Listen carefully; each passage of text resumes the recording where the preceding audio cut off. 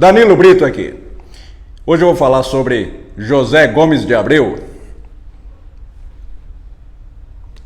O Zequinha. Zequinha de Abreu, para o aplauso dos senhores. Esse paulista de Santa Rita do Passa Quatro, nascido a 19 de setembro de 1880 e faleceu em 22 de janeiro de 1935. Bom, o Zequinha foi... Peraí. Você se inscreva aqui, deixe o seu like, compartilhe esse vídeo, para que a gente possa divulgar a cultura brasileira, a beleza de nossa música. Muito bem, Zequinha de Abreu. Zequinha é desses compositores brasileiros, assim como Ernesto Nazaré, assim como Pixinguinha, esses que retrataram, espelharam a alma do povo brasileiro, a alma do Brasil, né? O Zequinha foi um menino prodígio, desde muito cedo, com 6, 8, 10 anos de idade, já tinha sua bandinha na escola, já era regente dela, viu? Com 17 anos de idade, montou uma orquestra e saía excursionando pelo interior de São Paulo, né? Depois chegou à capital, e sempre com muito sucesso, com aquelas valsas bonitas, aqueles choros. Bem, nenhuma dessas fez tanto sucesso quanto o Tico Tico no Fubá, né? Essa música promovida por Carmen Miranda nos Estados Unidos foi uma coisa maluca, né? E eu acredito que seja a música brasileira mais famosa no mundo hoje em dia, Tico Tico no Fubá. Engraçado que essa música é tão famosa que pouca gente sabe que é brasileira porque acabou se perdendo, sabe? Tem países que acham que é uma música deles, é uma música folclórica, ninguém sabe mais de onde veio, tanto que tocou, né? Mas é de Zequinha de Abreu, paulista de Santa Rita do Passa Quatro. E o Zequinha com as suas valsas famosas. Engraçado que a gente andando pelo interior do estado de São Paulo, a gente encontra sempre aquelas pessoas que quando ouvem uma valsa de Zequinha de Abreu, por exemplo, Aurora, Tardes e Lindóia, Branca, essas pessoas se emocionam muito. Puxa vida, mas essa valsa... Sempre chega uma dona, depois da apresentação nossa que a gente faz, tá? Ela chega e fala assim: nossa, mas eu dancei essa valsa quando eu tinha 15 anos, mas que saudade. O Zequinha, ele, como eu disse, ele soube retratar muito bem a alma do brasileiro, né? Porque o Brasil, ele tem uma capacidade muito grande de transformar a cultura estrangeira bem ao nosso sentimento, né? Por exemplo, a valsa europeia, que chegou aqui assim, toda galante, né? Linda, né?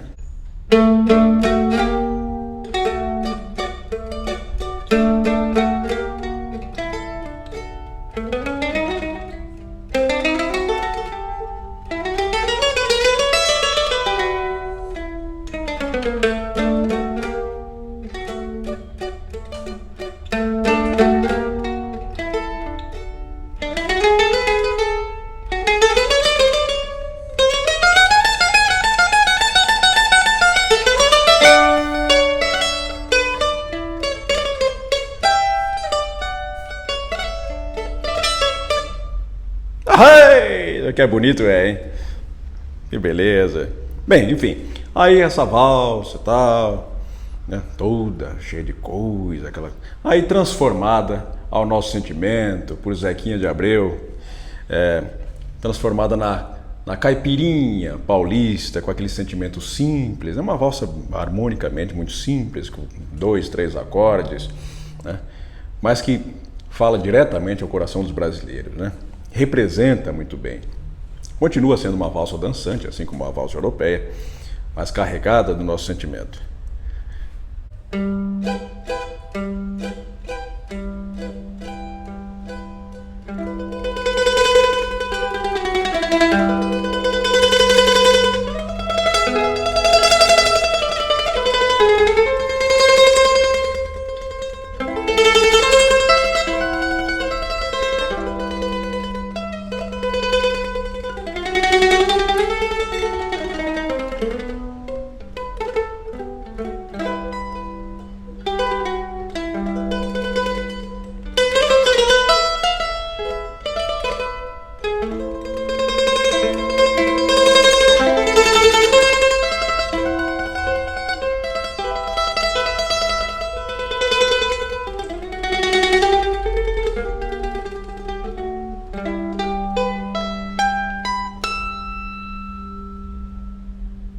Que beleza!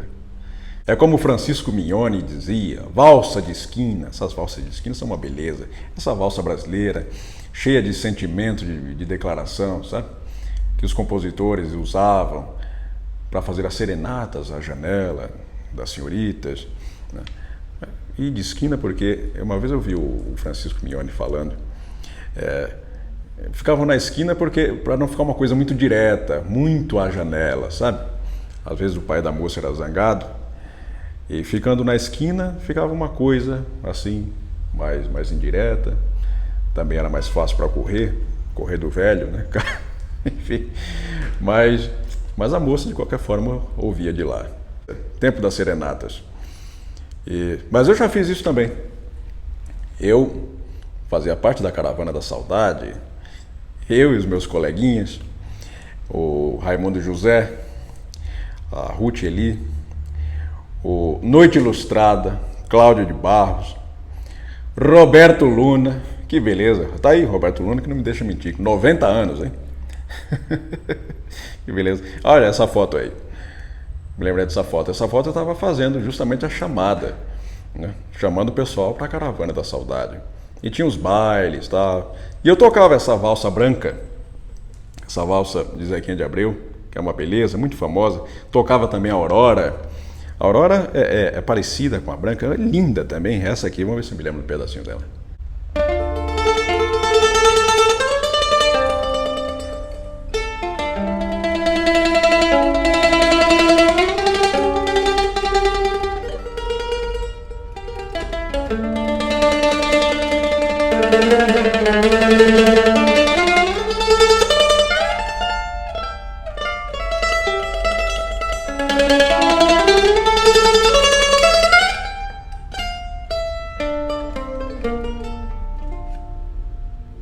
E também tinha uns choros mais animados. Por exemplo, esse aqui.